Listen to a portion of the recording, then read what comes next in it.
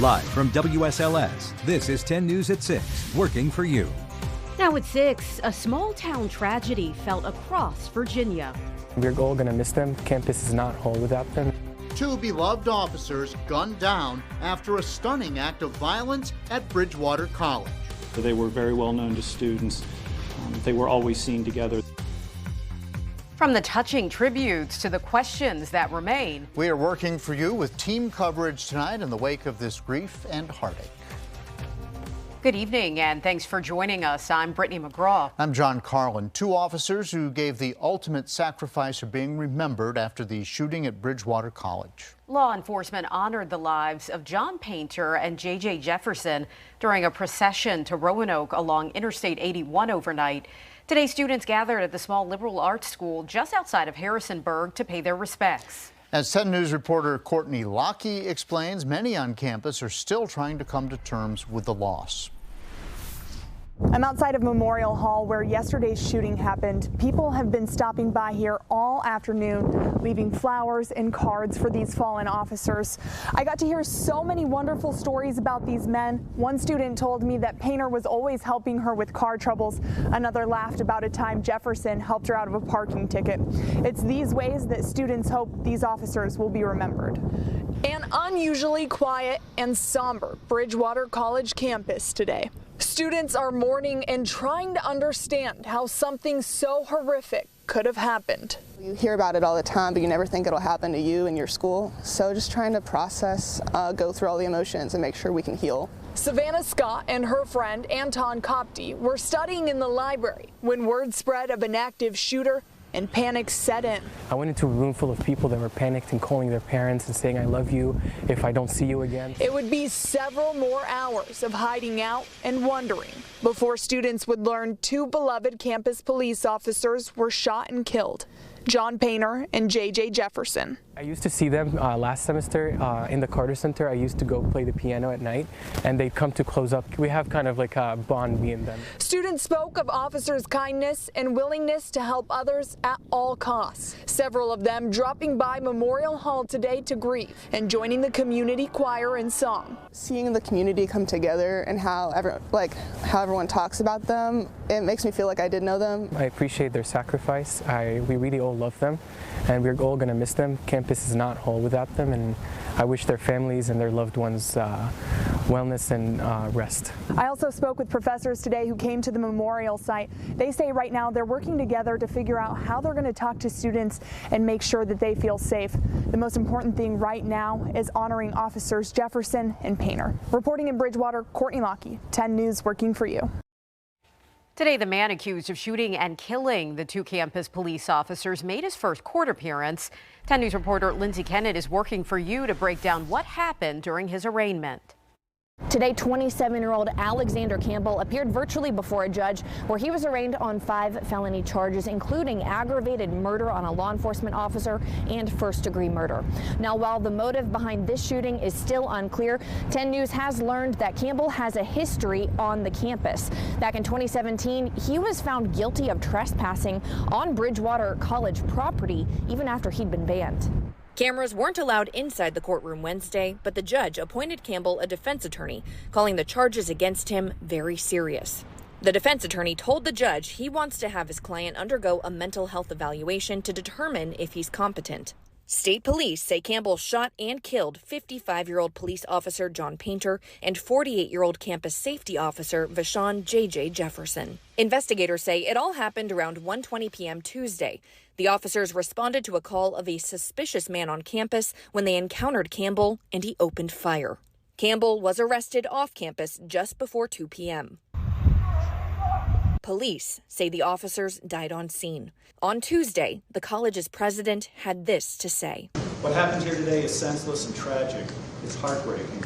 As for Campbell, he's being held at the Rockingham County Jail without bail. I talked to the Commonwealth's attorney and the defense attorney. Both declined to comment on the case. Campbell's next court date is set for February 16th. Reporting in Harrisonburg, I'm Lindsay Kennett, 10 News, working for you. Please stay with us on air and online at WSLS.com as this story develops. You can also get updates sent straight to your phone by downloading the 10 News app. Turning to the forecast, where a massive winter storm is making its way all across the country. Snow, ice, and plunging temperatures are expected from the Rockies to New England. This is just a taste of what people can expect. The same system is bringing rain to us here at home. Let's hope it stays that way. Chief Meteorologist Jeff Hanowich is here now to show us when all this starts. Jeff? It's going to start tonight. Okay, we're going to start to see a little more rain pushing in towards the mountains this evening, and then the rain will overspread the region after midnight. I want to show you the satellite and radar composite, and we may have a couple little sprinkles, say towards Giles County, but the vast majority of the rain is still west of us. Now, again, after 8, 9, 10 o'clock, the Highlands, the New River Valley, certainly going to see a little more rain at that point. Lynchburg south side, your best chance for rain will come after about 2 a.m. So this evening, the rain coverage increases, especially in the mountains. Temperatures at 7, around 43, falling to near 40 by around 10. We're tracking, of course, this first storm system that's going to bring us rain from Wednesday night into Friday afternoon. Then we get a break Saturday. And I can tell you now on Sunday, the chance for any wintry weather here has decreased immensely. Okay, most computer models now want to keep this system towards the coastal Carolinas and bring us little to nothing on Sunday. Of course, this could change, so keep it tuned here to your local weather authority. But for now, I'm not that concerned about any wintry weather on Sunday. Now, I do think that we're going to pick up a lot of rain Thursday and Friday, anywhere between a ½ inch to 1.5 inches of rain with isolated higher totals possible. John. All right, thank you, Jeff. After 2 years of waiting, the NFL franchise in our nation's capital has a new identity. The Washington Commanders. Today, they released this video that showed the new name, logo, uniforms, and although the name was kind of leaked out earlier, fans are still having mixed feelings when it comes to the new branding that came out. There were rumored to be other names that were considered, including the Red Wolves, the Admirals, and the Generals. I didn't really like it at first. It was a different change because I've always grown up liking the Redskins. My great-grandma got me to like them. She's the biggest fan. I'm on the fence about it because I feel like we're just now getting used to calling them the Washington football team. So all of a sudden having another new name is I don't know, I feel weird about it. Yeah, that's pretty much how people felt today. Most Washington fans, however, agree on one thing. They are fans of the new black uniforms. New at 6, remembering a fallen hero through fitness. Doctors donated a facility to honor the life of Curtis Bartlett, a Carroll County deputy who died in the line of duty. 10 News reporter Duke Carter shares how the community is coming together. We could get it in different colors, and we chose blue because of our support of law enforcement. Sam Bartlett, the director of the Curtis Bartlett Fitness Center in Galax, is pleased to be in a new facility. We're just so excited to be able to have this. Our vision is to create a fitness community that honors and serves veterans and first responders. Because Sam Bartlett's son was a member of the Army and a Carroll County Sheriff's deputy before passing away in 2017. Sam, Curtis's father, says Curtis was a fitness enthusiast and loved to push people beyond their limits in the gym. Curtis was kind of a larger-than-life figure. We have chosen to take that grief and to turn it into positive action by opening a community gym in Curtis's name. Now, the 24,000 square foot facility has the latest fitness equipment like leg press. And get this, the facility was donated by doctors who used to practice in the same building. It was appraised for $2.5 million, and a bank loaned $1.5 million for renovations.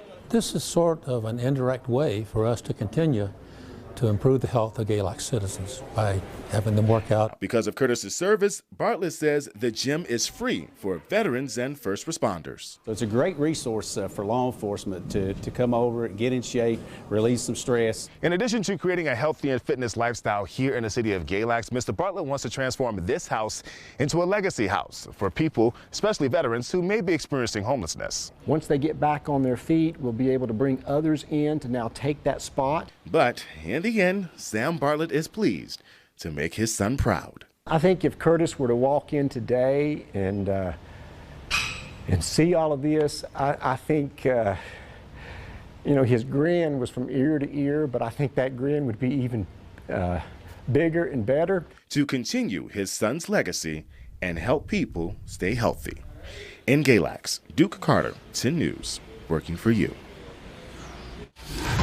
A new option for medical marijuana, the 3 things you need to know about the region's newest dispensary. Plus, a message from the heart. how you can spread the love while also making a difference for kids in need. The New River Valley is getting a medical marijuana dispensary. Yeah, Rise Christensburg on Roanoke Street held a ribbon cutting this afternoon. It'll offer drive-through and delivery services for a variety of cannabis products to people with a medical marijuana card. We're told it can help with chemotherapy, Parkinson's, and veterans with PTSD. A pharmacist is also on site to answer questions.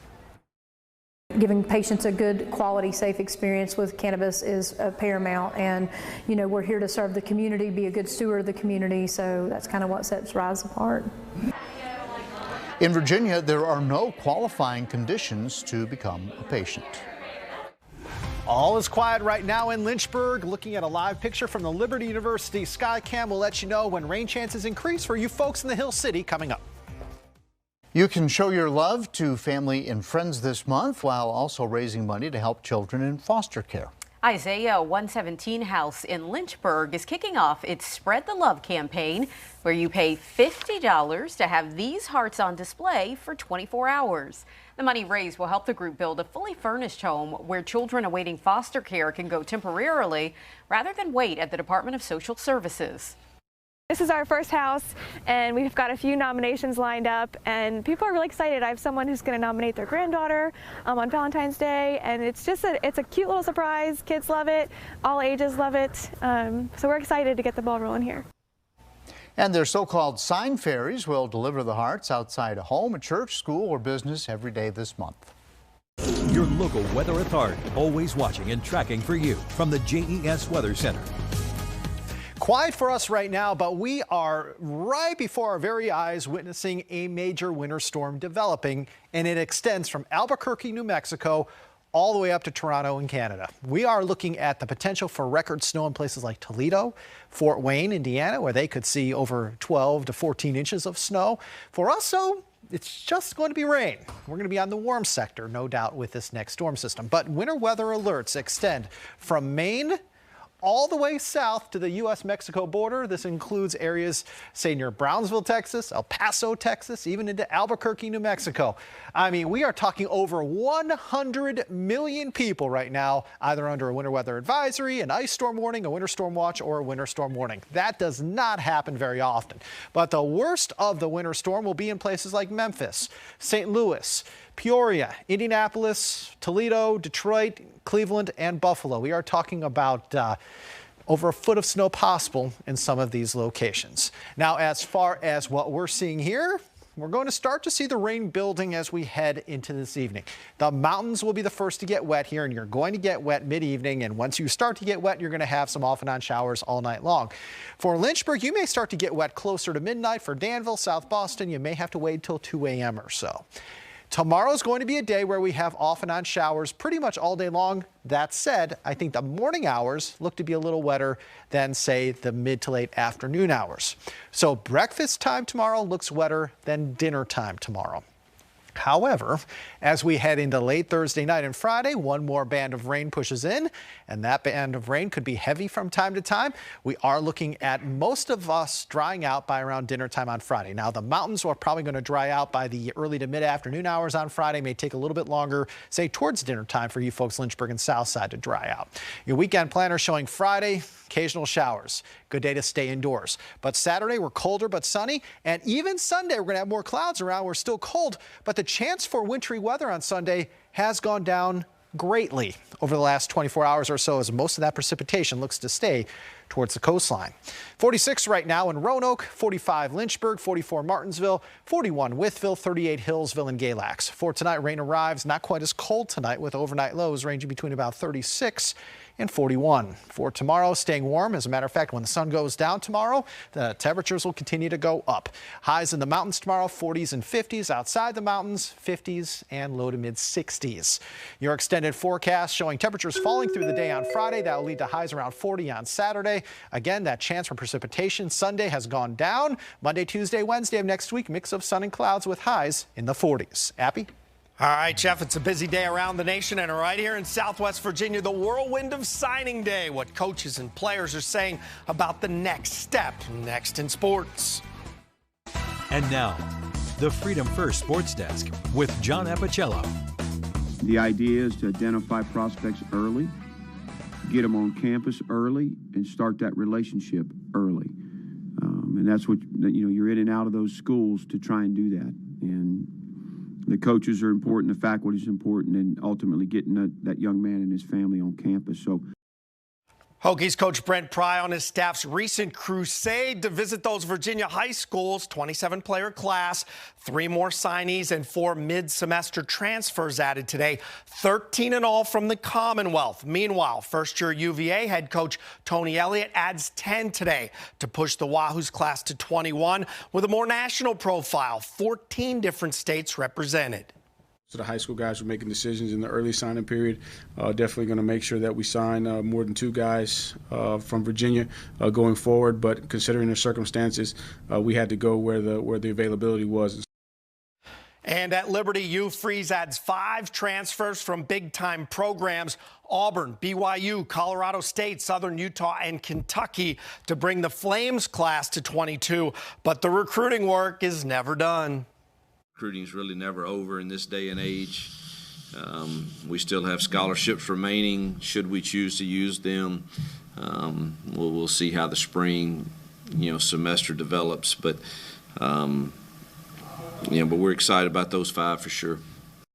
And our local high schools were certainly busy today, including at Perennial Power Salem, where the Spartans send a special young man to the next level. Chauncey Logan Jr. is a first-team All-State cornerback and wideout who has endured the loss of his father early in 2022. Deuce says he's known as headed to James Madison with his father forever in his heart. He moves the Dukes class to a total of 25 as they prepare to transition to the Sun Belt Conference in the 22-23 season.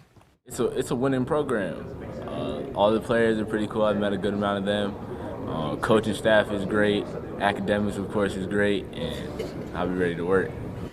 Indeed, and in Rocky Mount, 6 athletes moving on. Kylie Cooper to Virginia Tech and Addie Shorter to JMU. Both are cross-country and track athletes. Softball player Anna Smith to Sweetbriar, and football players Elijah Davis and Jamaris Holland to the Black Hats of Ferrum. Chase Carter to Widener. GW Danville signing 5 today, including this pair of Eagles stars. Jacoby Dixon, an All-State honorable mention running back, toted a 1,000-yard season, headed to the Virginia University of Lynchburg. Donovan Howard, who was a Wildcat type of guy this past season, will suit up for Virginia State. His teammate Ahmad Poole will join him. Will Daniel going to Hampton-Sydney. Sean Reeves to Ferrum. A stout senior class for Coach Nick Anderson and the Eagles. Their commitment and their character, the things that they do day in and day out, that sets them apart from other kids, and that's why they're being rewarded on these days. They work extremely hard. They've been through a lot with COVID, and they never let it get them down.